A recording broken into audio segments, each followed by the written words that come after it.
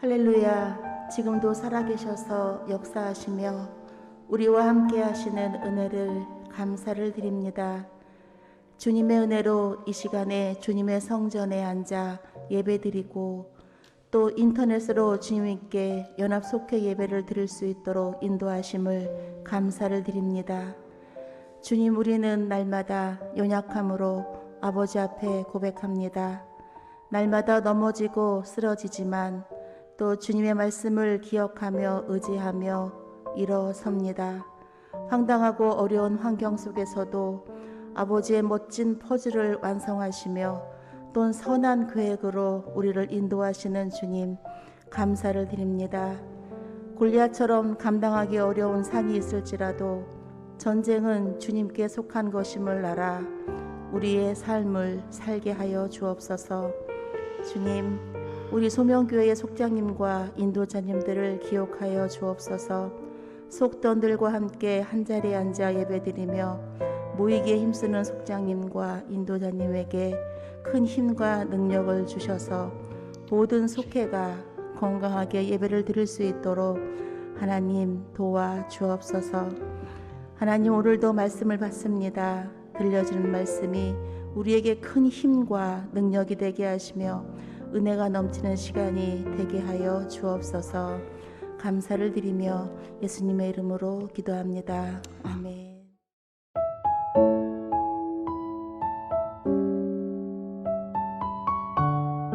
예레미야 26장 1절에서 15절 말씀.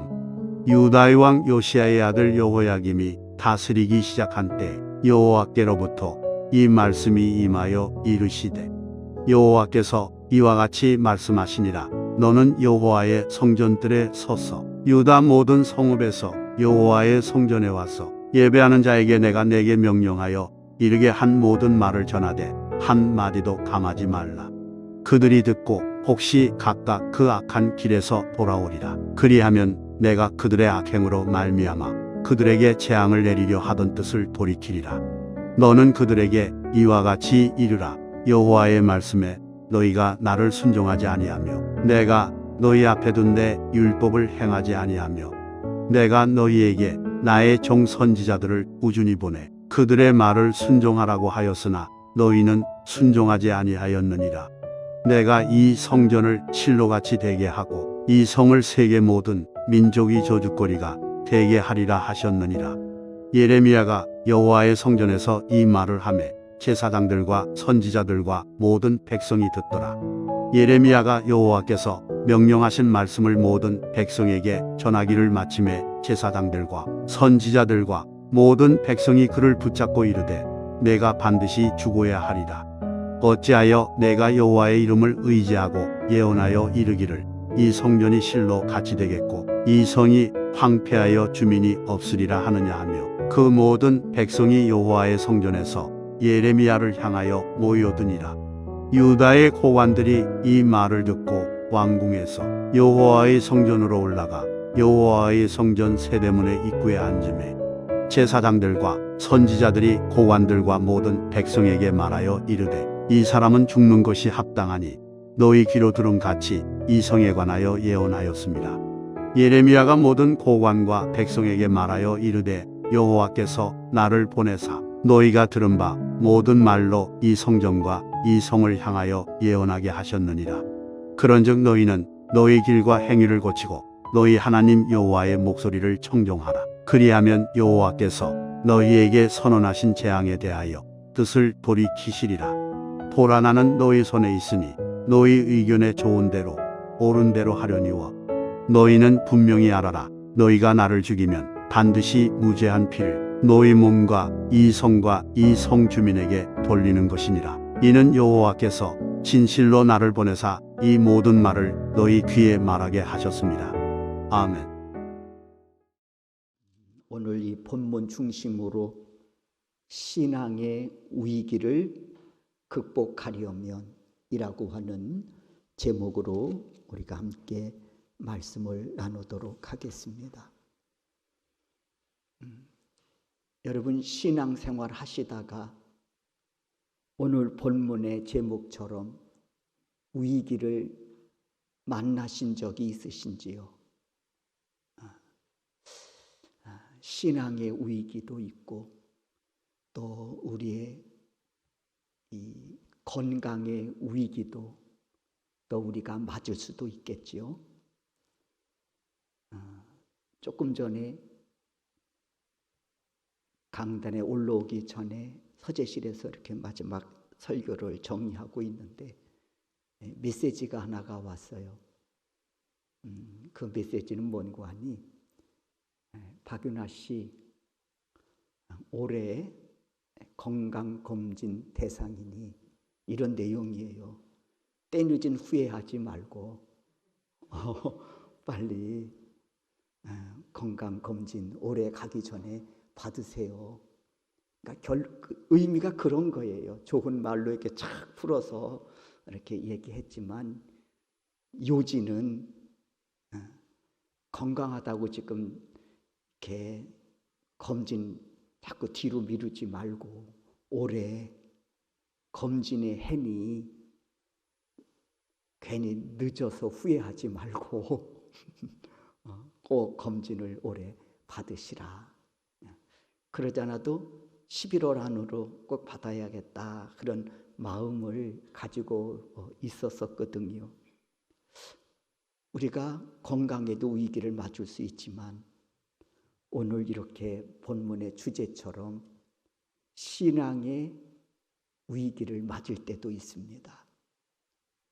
물론 고난으로 인한 위기를 맞을 때도 있지만 반면에 인생이 순탄함으로 믿음이 식어져서 위기를 만날 수도 있습니다. 너무 인생이 순탄하다 보니까 영적으로 해이해진 것이죠. 긴장감도 없고 특별히 내가 예수를 열심히 믿지 않아도 뭐 이렇게 잘 사는데 뭐 구태여 힘들게 그냥 11시 예배에 한번 딱 나와 주면 됐지. 뭐 그렇게 또 수요일, 금요일, 새벽기도 뭐 이렇게 힘들게 믿을 필요 있냐. 이런 마음이 누구에게나 있을 수 있단 말입니다. 인생의 순탄함으로 인한 신앙의 식어짐. 이것이 위기로 다가올 수도 있다는 것이죠. 또 하나는 게으름일 수도 있습니다. 사실 신앙생활을 한다고 하는 것이 우리가 육적인 몸을 입고 있기에 쉬운 건 아니잖아요. 우리가 전도를 할 때 절에 다녀요, 불교예요, 그런 분들을 만날 수 있지요. 4월 초파일 한 번만 가도 불교인입니다. 근데 그리스도인들은 성탄절 때 한 번 나왔다고 해서 그리스도인이라고 생각하는 사람은 없습니다. 그렇지 않습니까? 그러니까 뭔가 한 몫을 더 살아야 사실 신앙생활을 할 수가 있는 것이죠. 때문에 우리가 위기를 만나는 이유 중에 하나는 게으름일 수 있습니다. 또 하나는 외부로부터 오는 핍박이지요. 외부로부터 오는 그러한 핍박으로 인해서 신앙의 위기를 만날 수도 있습니다.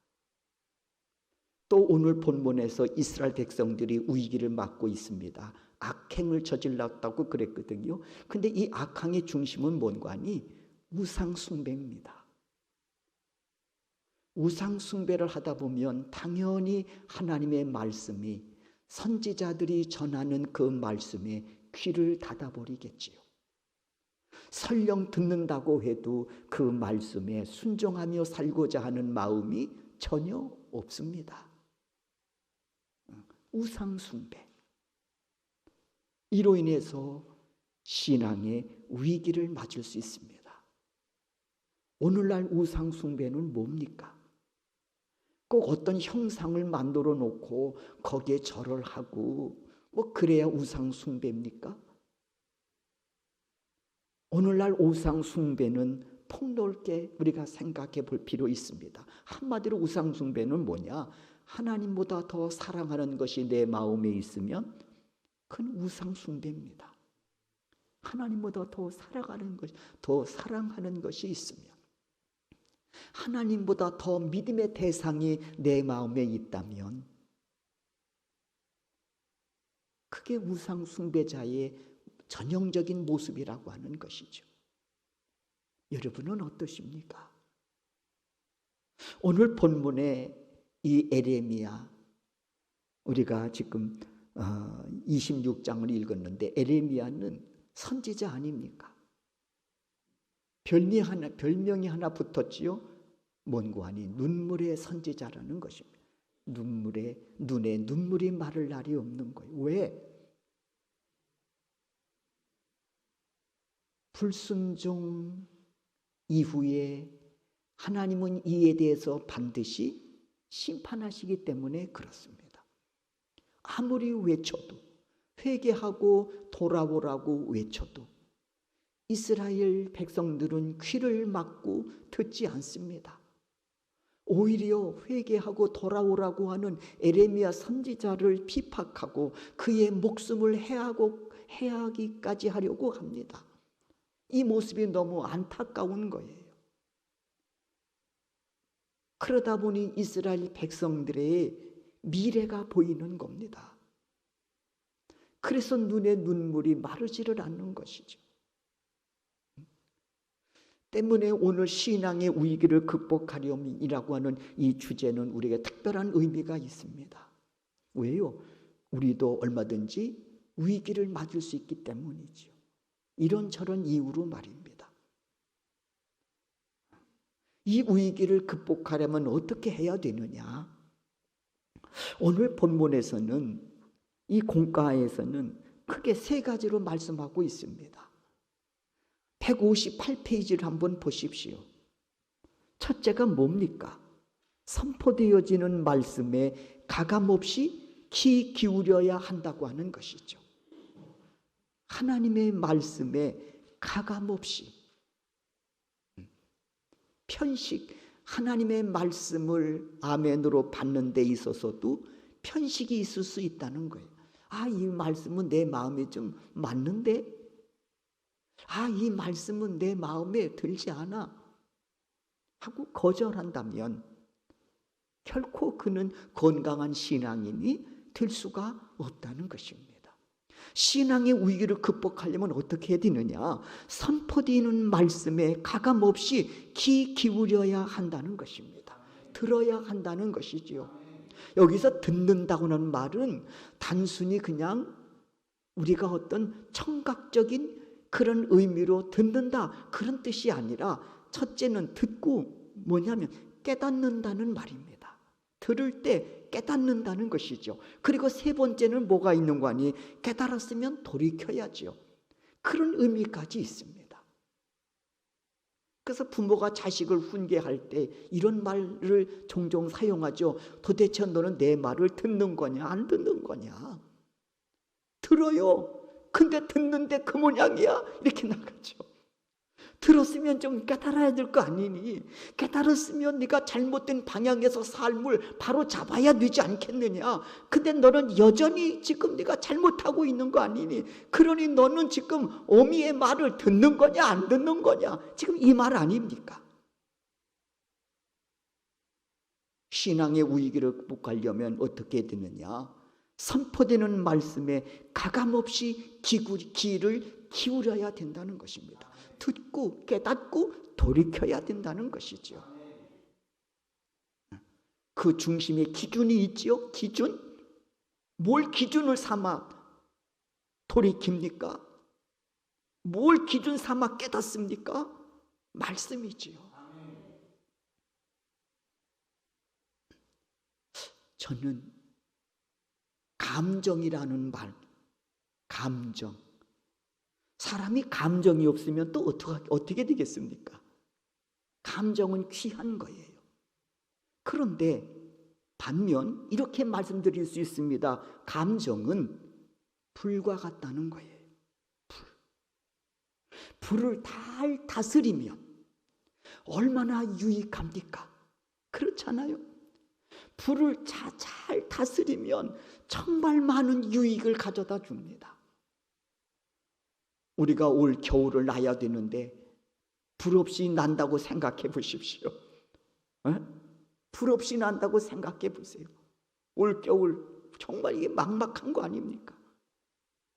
그런데 반면에 이 불 때문에 또 얼마나 많은 피해를 입습니까? 잘 다스리지 못함으로 인해서 이 불로 인해서 얼마나 많은 인명 피해가 나고 얼마나 많은 재산 피해를, 얼마나 많은 재난을 가져다 주냐 말이에요. 다스리지 못할 때. 감정이라는 게 그런 거예요. 다스려지지 못하는 감정, 정말 위험한 거예요.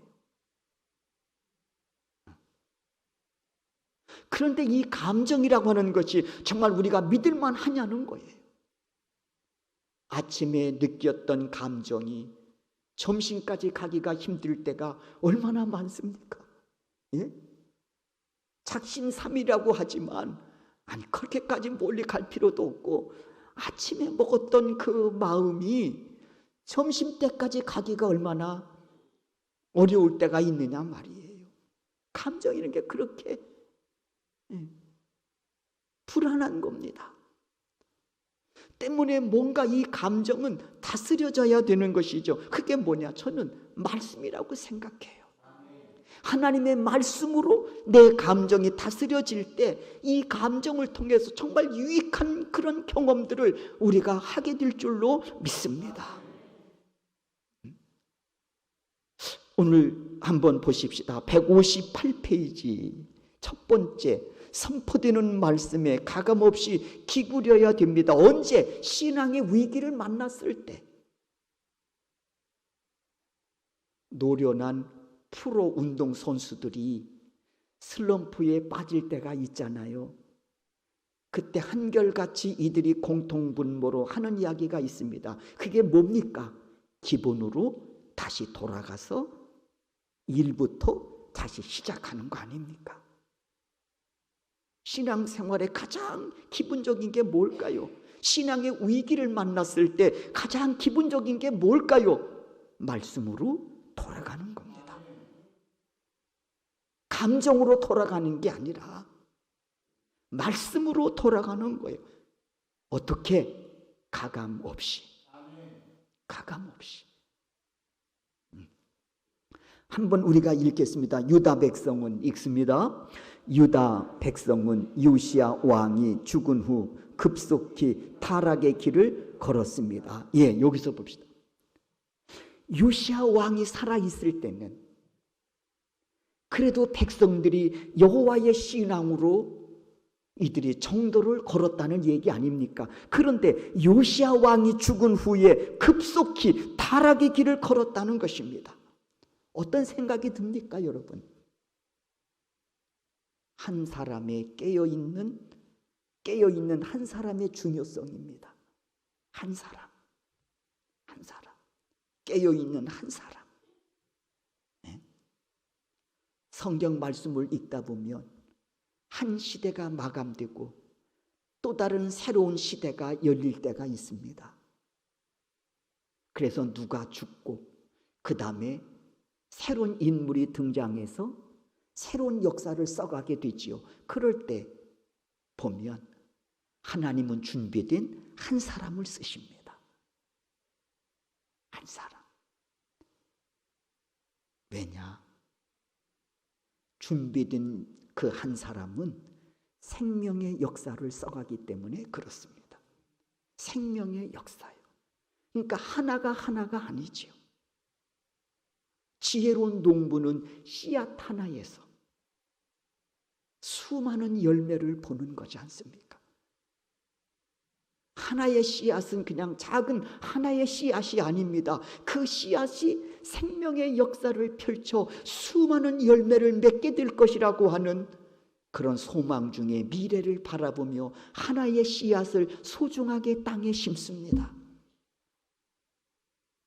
마찬가지인 것 같아요. 하나님은 새로운 시대를 열어갈 때 많은 인물들을 들어 쓰시는 경우는 겨우 없어요. 한 사람.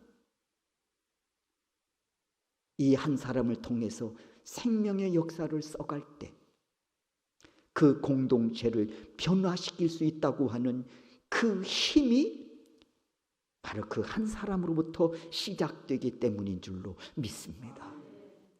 저는 여러분이 그 한 사람이 될 수 있기를 주의 이름으로 축원합니다.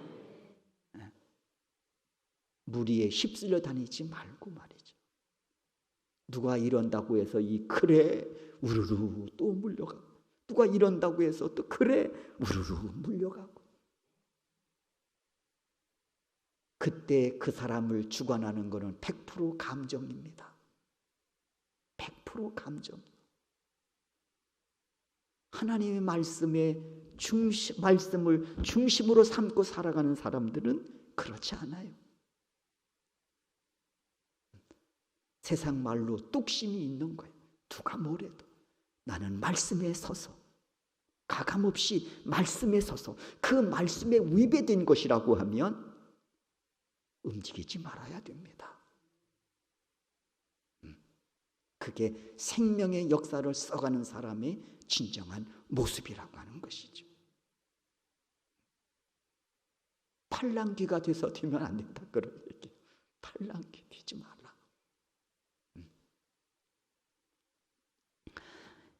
유다 백성은 요시야 왕이 죽은 후 급속히 타락의 길을 걸었습니다. 한 사람의 중요성을 알 수 있죠. 계속 읽겠습니다.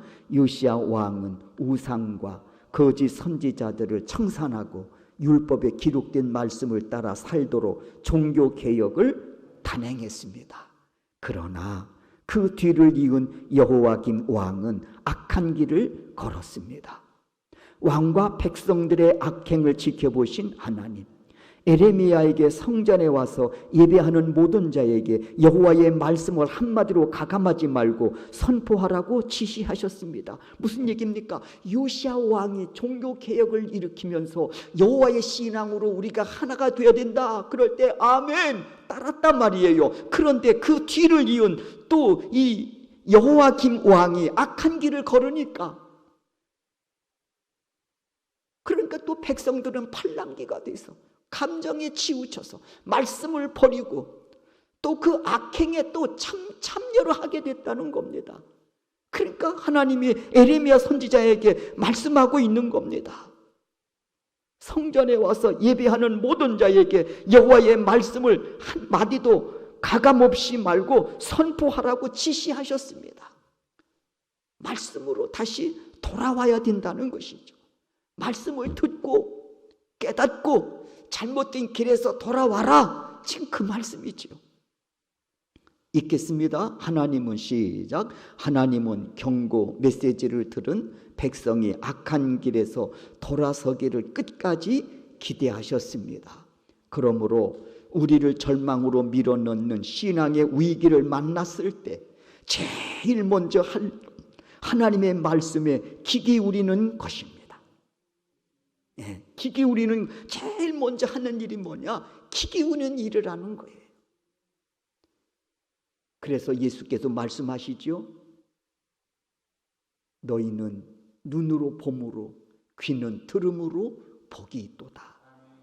아까 말했죠. 듣는 것은 단순히 청각적인 의미를 말하는 게 아니에요. 들을 때 깨닫고 그리고 돌이키는 것까지가 듣는 것입니다. 주시는 말씀을 시작. 주시는 말씀을 가감없이 들을 때 깨달을 수 있고 비로소 잘못된 길에서 돌이킬 수가 있습니다. 그랬어요. 그 말씀을 들을 때 잘못된 길에서 돌이킬 수 있다는 거예요. 여러분, 이 말씀을 보면서 생각나는 인물 없습니까? 생각나는 인물 없어요. 베드로지요.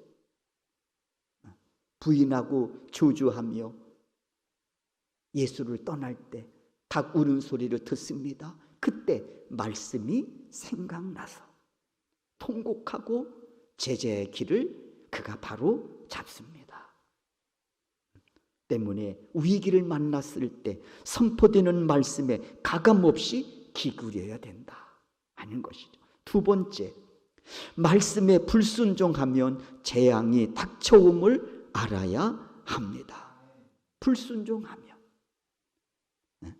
위기를 만났다고 하는 핑계로 불순종하지 말라는 것이죠.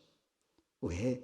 불순종은 재앙이 닥쳐오기 때문이라는 것을 말씀하고 있습니다. 읽겠습니다. 주의 말씀을 들었음에도 돌이켜 회개하지 않고 불순종의 길을 가면 성전은 실로처럼 무너지고 성읍은 황폐하게 될 것이라고 하셨습니다. 실로는 이스라엘 백성이 가나안에 들어가 거주하면서 성막을 만들고 여호와의 법궤를 모셔두었던 장소입니다. 이스라엘은 블레셋과 싸울 때 실로에 있는 법궤를 메고 나갔다가 적에게 빼앗기고 엘리 제사장의 두 아들은 죽임을 당했습니다. 이처럼 택한 백성이라도 주의 말씀을 거역하면 재앙이 뒤따릅니다. 하나님은 선민의식에 빠진 이스라엘이 계속해서 불순종의 길을 가면 예루살렘은 폐허가 되어 주민이 없게 될 것이라고 하셨습니다.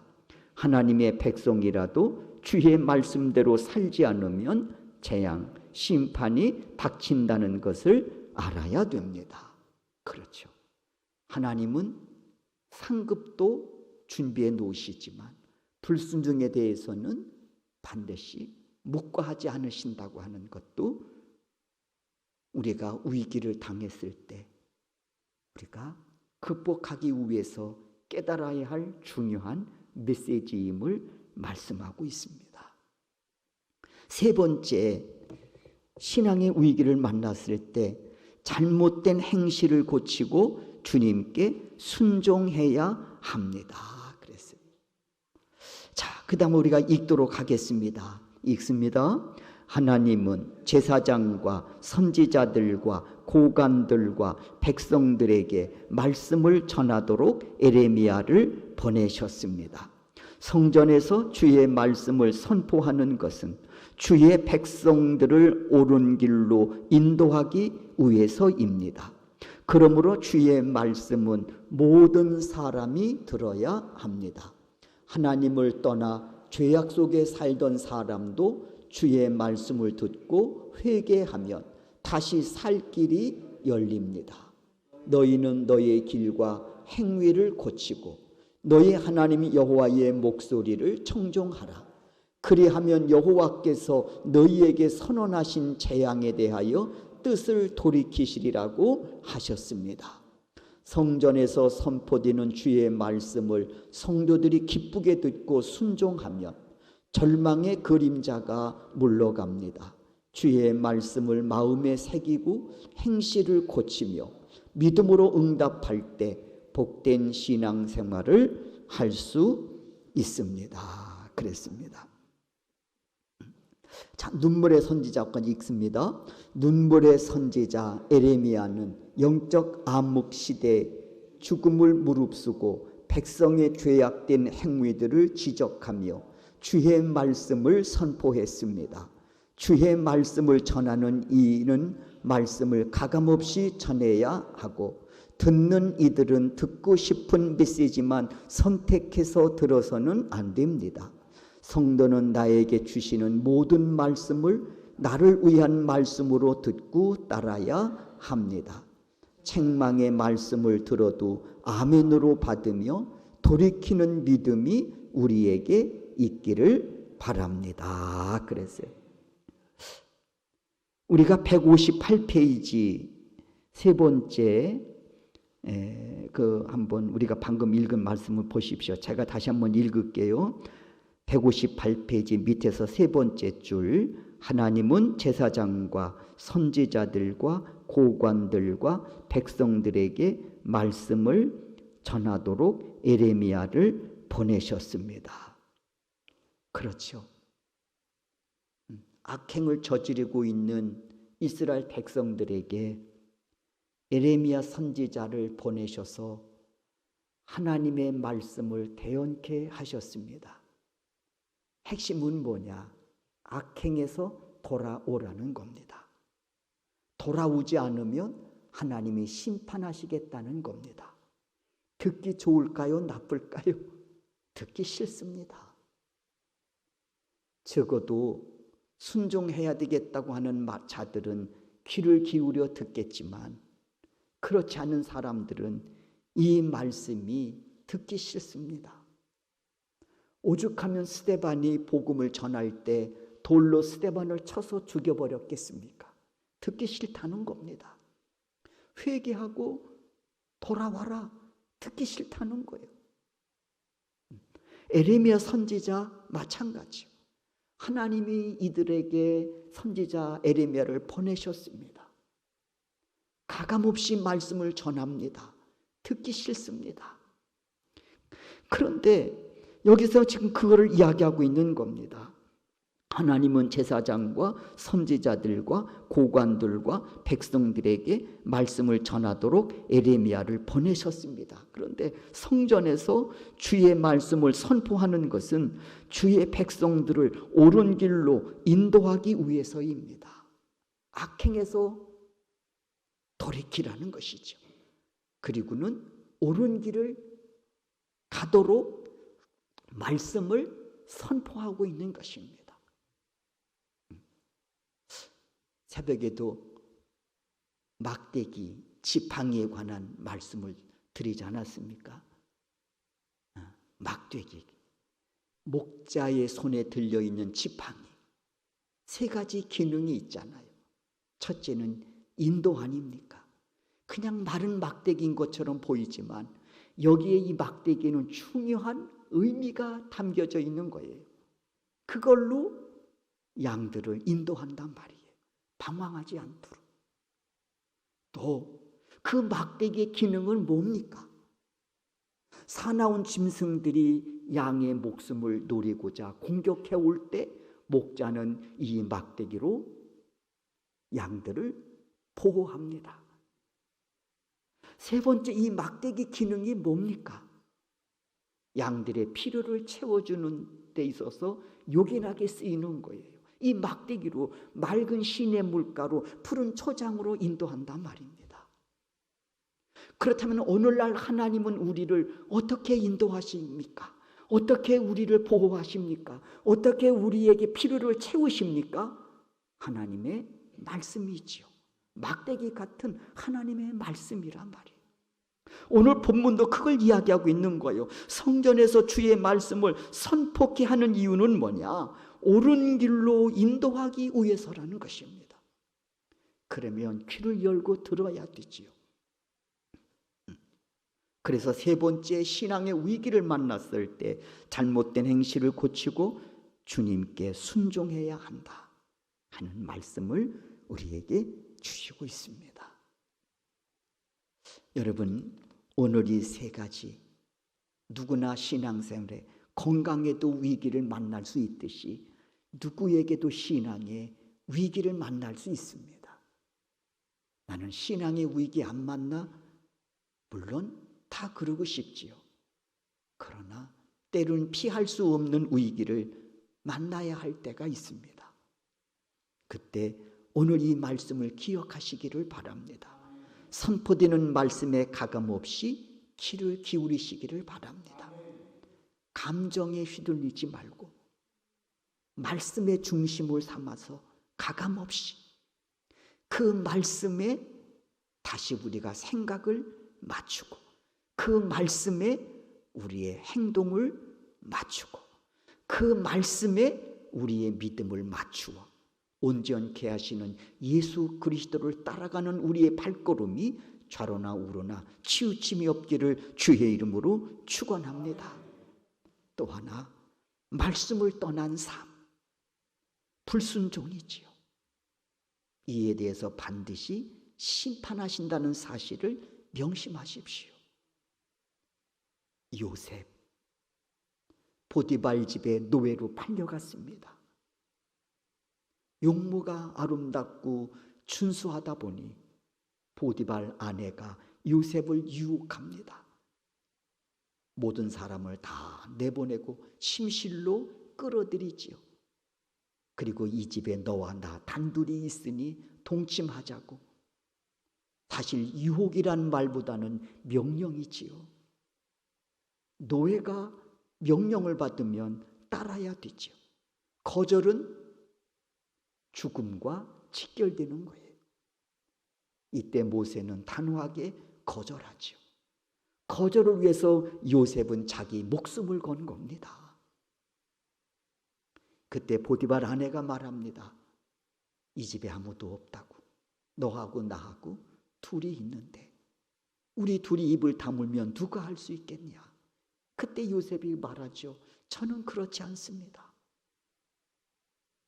제가 믿고 의지하고 경배하는 하나님이 위에서 내려다보고 계신데 어떻게 그 앞에서 내가 죄를 지을 수 있겠습니까? 그래도 옷을 붙잡고 늘어지니까 요셉이 옷을 벗어 침실에 집어던지고 바깥으로 뛰쳐나갑니다. 요셉은 알았습니다. 불순종에는 반드시 하나님의 심판이 따른다는 것을 말입니다. 이를 그는 극복하기 위해 요셉은 가정 총무만 건 게 아니에요. 자기 목숨을 건 겁니다. 신앙의 위기를 만났을 때 두 번째 우리가 명심해야 될 부분입니다. 불순종에는 반드시 하나님의 심판이 따라온다는 것 기억하십시오. 그리고 세 번째는 말씀에 비추어서 어긋난 삶이 보이거들랑 그 행실을 고치고 주님 말씀에 온전히 순종하다 보면 신앙의 위기에서는 당연히 벗어날 뿐만 아니라 그로 인해서 한 단계 내가 더 영적으로 성숙한 믿음의 사람으로 하나님이 세워주시고 영광 받아 주실 줄로 믿습니다. 자, 말씀 행하기입니다. 말씀 행하기. 말씀을 가감해서 듣거나 전한 경험이 있습니까? 이런 유혹이 누구에게나 있을 수 있습니다. 이 말씀은 내 마음에 맞고 이 말씀은 내 마음에 맞지 않으니 내가 이 말씀은 거절해야 되겠다. 이 말씀은 내가 감당하기 어려우니까 지켜놔야 되겠다. 누구나 이런 유혹이 있을 수 있다고 하는 거예요. 그러나 분명한 것은 가감없이 들어야 한다고 하는 것, 이 말씀에 우리가 마음의 문을 열어야 하겠습니다. 하나님 말씀 앞에 우리가 마음의 문을 닫아버리면 안 된다는 거예요. 마음의 문을 열 때 들려지는 주의 음성이 있고 이로 인해 깨닫게 하시고 돌이킬 수 있는 힘도 주시고 능력도 주실 줄로 믿습니다. 두 번째, 믿음이 흔들리지 않으려면 어떻게 해야 됩니까? 라고 지금 말씀하고 있는데 흔들리지 않으려면 어떻게 되겠는가? 어떻게 하면 될까요? 감정에 우리가 믿음을 세우지 말고 말씀을 기반 삼아 그 말씀에 우리가 믿음을 세워가는 것입니다. 중심에 언제나 말씀이 있어야 된다. 말씀. 그리고 목표가 분명해야 됩니다. 달리는 것도 중요하지만 목표가 더 중요하지 않을까요? 그래야 달리는 것이 헛되지 않는 거예요. 목표는 뭡니까? 하나님의 말씀이 우리의 목표가 되어야 되고 중심이 되어야 될 줄로 믿습니다. 그래야 그 말씀이 내 안에서 주인이 되어 주시고 그 말씀이 나를 주관해 주시기 때문입니다. 세 번째, 말씀을 듣고 잘못된 방향에서 돌이킨 경험이 있습니까? 저는 매 순간 있어야 된다고 생각합니다. 이렇게 하려고 해도 아니지. 말씀이 하나님의 이 방향을 가리키고 있으니 내가 돌이켜서 이 방향으로 가야 되지. 그런 용기와 결단이 우리에게 있어져야 된다는 것입니다. 그리고 이것이 우리의 간증이 될 수 있기를 주의 이름으로 축원합니다. 이렇게 돌이켰더니 주께서 나로 하여금 이런 깨달음과 이런 은혜를 주셨노라고 하는 이런 간증이 여러분의 삶 속에 차곡차곡 쌓여져 갈 수 있기를 주의 이름으로 축원합니다. 삶의 적용을 다 같이 한번 읽겠습니다. 읽습니다. 신앙의 위기는 언제 찾아오나요? 이때 위기에 굴복하지 않고 온전한 신앙생활을 하려면 어떤 노력을 기울여야 할지 생각해보고 적용합시다. 한번 여러분이 깊이 이 말씀을 묵상하면서 오늘 이 47과에서 주시는 이 말씀 안에서 답을 찾아가실 수 있기를 주의 이름으로 축원합니다.